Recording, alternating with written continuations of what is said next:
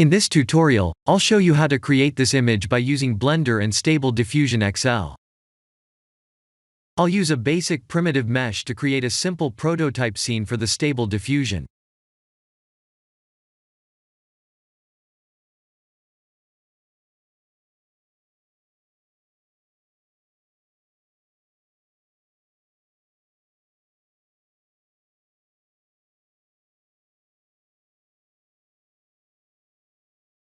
Please render the image and import it in Stable Diffusion.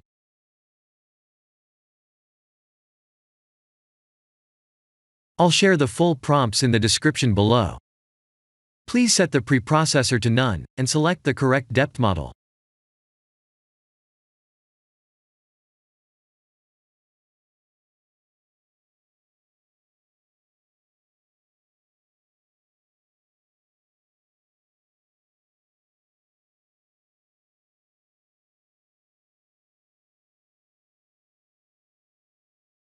Now that the AI knows what we need, let's send this result to image to further enhance the details.